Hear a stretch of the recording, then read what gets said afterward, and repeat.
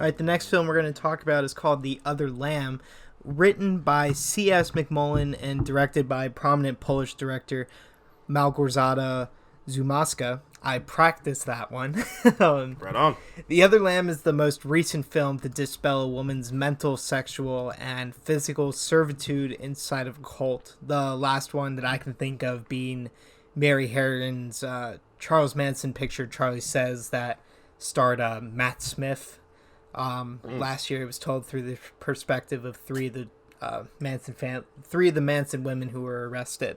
I think that was actually the first online screener I've ever been given, because I know Mary Harron was the first interview I ever did. Cool. It is cool, but The Other Lamb is equally as effective in as Charlie Says in terms of relaying the uselessness and the pathetic nature of cults. But what makes it unique, however, is the mechanization of a coming-of-age tale to do it. The story follows Selah, played by Raffi Cassidy, a daughter in what they call the flock. When we're introduced to this cult, because the flock is the cult, it's hard to say that you you witness a cult and don't think of Charlie Manson, but specifically I was getting Charlie Manson vibes from Once Upon a Time in Hollywood. You know that fantastic shot Tarantino uses to introduce the Manson family girls with all of them like skipping down the road and singing a song at the same time? Mm-hmm. You get that same sort of vibe.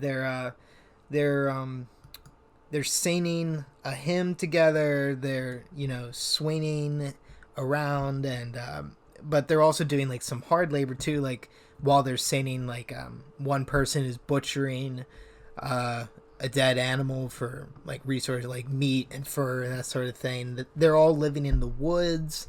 The sisters, the daughters.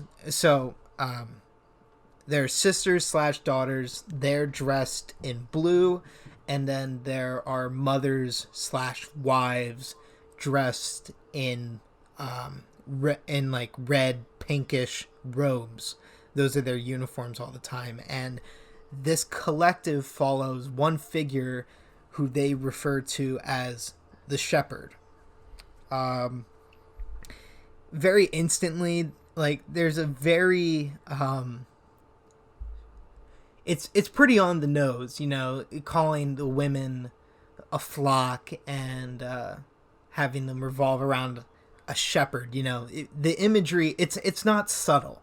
A lot of this movie's imagery is not subtle. There's one instance, there's one shot that's in nature of like a dead bird, right? Or a dying bird, and it's being swarmed by maggots.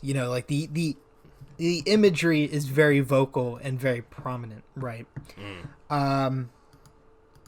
But like I said, it follows Selah, and it was pitched.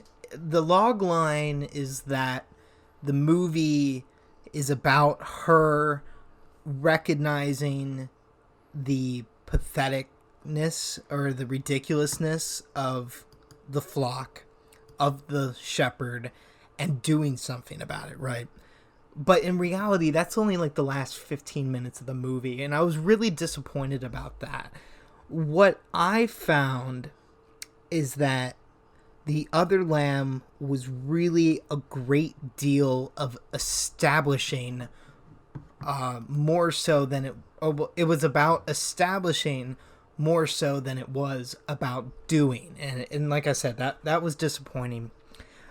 It's only an hour and a half long, and like I said, there's a clear divide between the rest of the movie and the climax when she actually starts to do something and starts to feel differently about what's going on. The catalyst is this woman named Sarah, played by Denise Goff, who's she's a mother. She's one of the older members of this cult who's been there. Not only has she been there longer, but she's been there so long that her personal identity has sort of worn away, but she's omniscient of that fact and realizes that she has no life on the outside, but kind of sees the ridiculousness of the shepherd. Like, she sees through the cult, but doesn't think she would be able to sustain a life outside of the cult, so she just stays there, if that made any sense. She's bitter, that sort of thing. I get that. She's that character, and she's this figure. She's sort of a mother figure to Salah, because you find out very early in the movie that her mother died giving childbirth, or at least that's what she's told, that her mother died during childbirth. So Sarah really becomes this mother figure. Sarah knew her mom and was there when she died and everything. So, there's a very instant connection, and slowly, very slowly, mind you, she starts to weather some of her discontent and her doubt onto the younger girl. So, like I said, a lot of establishing, and during these establishing moments, it's pretty generic stuff. Living in the woods, living on their own, living for the shepherd, waiting, doing nothing between sermons, waiting for dinner so they can join him. What's interesting is that, like, this is a turning point, because you can see that some of the younger children have, like, kind of disformities, so you can assume that we're starting to get to the inbreeding part of this process. So, it's gone on through a couple of generations, and now it's starting to really interwove, like, the DNA is really starting to mix and match, and it's really starting to take form. Gotcha. Which is disgusting, by the way. And it's funny because you don't really know how old she is. She kind of looks like she looks older than the rest of the daughters, but like the last movie, she gets her period. And unlike Resistance, this is an ongoing theme with you. Yeah, isn't it? I know. Unlike Resistance, this actually does play a role in the narrative, and that it does establish the coming of age tale, and the fact that she's going to she desires independence and wants more answers than what she's being given. So I like it's and it's told very well, or it's shown well. There's a very unique set of a very unique collection of shots here. Do you know the vertigo zoom? Like, yeah. So there's the vertigo zoom, and if anybody doesn't know what that term means, the Alfred Hitchcock film Vertigo features a shot several times of Jimmy Stewart's character experiences vertigo, and it's like it zooms in the center and zooms out on the outsides of the frame. So it creates this really strange visual experience. Was that described okay? Yeah, no, I think you described it pretty well. Yeah, but there's a shot like that takes place on top of a mountain ridge, and that's really interesting because Salah is there too, and right. She's part of the zoom, and it's really interesting. There are low angle shots. Of course, the shepherd is shown in from a low angle, right? Because you're looking up at him. But then there's also low angle shots where you're looking up at literal like lambs and sheep and stuff, and that's interesting. So the first part of the movie is set on like the rituals of the flock and what they do. It doesn't fare away. It doesn't boil away or transition completely to Salah's feelings and her emotions and her actions during this second part, but it soon becomes dangerous for the flock to stay where they are, like the police are encroaching, and then the next chapter of the movie is based on them trying to find, Valhalla or whatever, paradise on earth, that kind of thing, on the move, on the run, that sort of thing. But like I said, even that is more like stereotypical than anything else.